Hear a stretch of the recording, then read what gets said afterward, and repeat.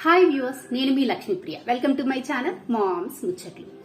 నిఖిల్ కావ్య కలిసిపోయారు అన్న విషయం అందరి చెవుల్లో పడే ఉంటుంది. ఈ వార్త విని చాలా మంది సంతోషించాము, ఆనందపడ్డాం. కానీ కొంతమంది మాత్రం వీళ్ళు కేవలం సీరియల్లో మాత్రమే కలిసిపోయారు, నిజ జీవితంలో ఎక్కడ కలిసిపోయారు, విడిపోయి ఉన్నారని అనుకుంటున్నారు. అలాంటి వాళ్ళందరికైతే ఈరోజు ఒక క్లారిటీ అయితే ఇచ్చేస్తాను. ఏంటంటే వాళ్ళు సీరియల్లోనే కాదు నిజ జీవితంలో కూడా కలిసిపోయారు, 100% కలిసిపోయారు. నీకెలా తెలుసు? నీ దగ్గర ఏమైనా ప్రూఫ్స్ ఉన్నాయంటే పక్కా ప్రూఫ్స్ తోనే వచ్చాను. కాకపోతే మీరు చేయాల్సిందల్లా ఒక్కటే, స్కిప్ చేయకుండా చివరి వరకు అయితే చూడండి. ఈ వీడియో చూసిన ప్రతి ఒక్కరి నోట ఒక్కటే మాట వస్తుంది, అదే నిఖిల్ కావ్య కలిసిపోయారు అని. మరి ఇంకెందుకు ఆలస్యం, మనమైతే వీడియో స్టార్ట్ చేసేద్దాం. బట్ వీడియో స్టార్ట్ చేసే కంటే ముందు మీ అందరికి ఒక చిన్న క్లారిటీ అయితే ఉంటే బాగుంటుందన్నమాట. బిగ్ బాస్ వెళ్ళినప్పుడు నిఖిల్ అయితే తన లవ్ స్టోరీని చెప్పాడు, బ్రేకప్ లవ్ స్టోరీని చెప్పాడు. తన బ్రేకప్ లవ్ స్టోరీ అయిపోయిన వితిన్ 2 hours లో అయితే కావ్య అయితే తన ఇన్స్టా పోస్ట్ అయితే పెట్టింది. Fake people, fake love, trust లేని లవ్ అని ఇలాంటి ఒక పోస్ట్ అయితే పెట్టింది. అదంతా మనం అయితే చూసాం. ఈ ఇన్సిడెంట్ వల్ల మనకైతే ఒకటైతే క్లారిటీగా అర్థమవుతుంది. అదేంటంటే వీళ్ళిద్దరు ఒకరినొకరిని ఉద్దేశించి అయితే చెప్పుకున్నారు, వీళ్ళిద్దరే లవ్ చేసుకున్నారు, వీళ్ళిద్దరే విడిపోయారు. అంతేకాని వీళ్ళిద్దరి మధ్య థర్డ్ పర్సన్, వేరే వాళ్ళ థర్డ్ పర్సన్ ఎంట్రీ ఏం లేదు.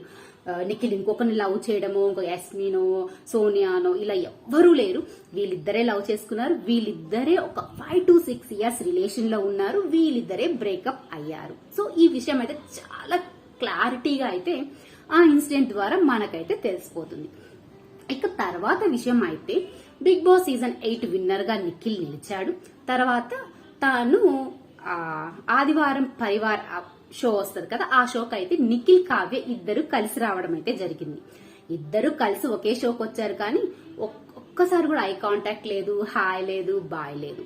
సో దీన్ని బట్టి మనకి ఏం అర్థమవుతుందంటే వీళ్ళిద్దరి మధ్య ఏదో చిన్న చిన్న గొడవలు జరిగి అభిప్రాయ భేదాలు అయితే వచ్చాయి. సో దాని వల్ల కావ్యకైతే పీకల్లోతు కోపం ఉందన్నమాట. కానీ నిఖిల్ కి మాత్రం కావ్యకి ఎంత కోపం ఉందో అంత ప్రేమ నిఖిల్ కి ఉంది. కాబట్టి వెయిట్ చేస్తాను అనే ఇంటెన్షన్ తోటే, తను చూడాలి అన్న ఇంటెన్షన్ తోటే ఆ షోకి వచ్చాడు. సో అది అలా జరిగింది. వాళ్ళిద్దరి మధ్య గొడవలు ఉన్నాయి. సో ఒకరిని చూసుకోవడానికి కూడా ఇష్టపడనంత కోపం కూడా ఉందని అయితే మనకి ఈ షో ద్వారా అయితే మనకు అర్థమవుతుంది. ఇక తర్వాత అయితే ఇది అయిపోయిన నెక్స్ట్ వీక్ మళ్ళీ అదే షోకి కావ్య ఒక్కటే రావడం అయితే జరిగిందనమాట. అప్పుడు శ్రీముఖి కావ్య అనేది కొన్ని క్వశ్చన్స్ అడుగుతుంది. నీ కాబోయే హస్బెండ్ ఎలా ఉండాలి, ఎలాంటి లక్షణాలు ఉండాలని ఒక బోర్డు ఇచ్చి అందులో రాయమంటది అనమాట. సో అప్పుడు కావ్య రాస్తుంది. ఆ ఎపిసోడ్ ద్వారా కావ్య పైన కొంచెం నెగిటివ్ అభిప్రాయం అయితే వచ్చిందనమాట. అందరికి కామెంట్స్ పరంగా కోపాన్ని వ్యక్తపరిచేశారు. అండ్ అంతేకాదు ఇంకా ట్రోల్స్ అవన్నీ కూడా చేశారు, అది వేరే విషయం అనమాట. సో ఇక్కడ ఏంటంటే తిను శ్రీముఖి అదే షోలో అడుగుతుంది, ఎవరిని, కావ్యని అడుగుతుంది. ఒకవేళ పర్సన్ బుజ్జి తల్లి వెయిట్ చేయి, ఒకసారి నవ్వే, అలా చెప్తే ఒప్పుకుంటామంట, లేదు నమ్మకం లేదు అని చెప్తుంది. సో దీని వల్ల కొంచెం నెగిటివ్ గా అయితే జనాల్లోకి రీచ్ అయింది, ఇంకా వీళ్ళు కలవరు అది అని చెప్పి.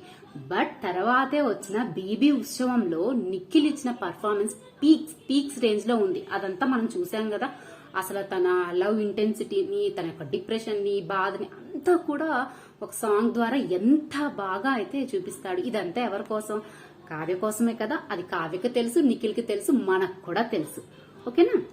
ఇంకా సో ఇది కూడా క్లారిటీ అర్థమైపోయింది కదా.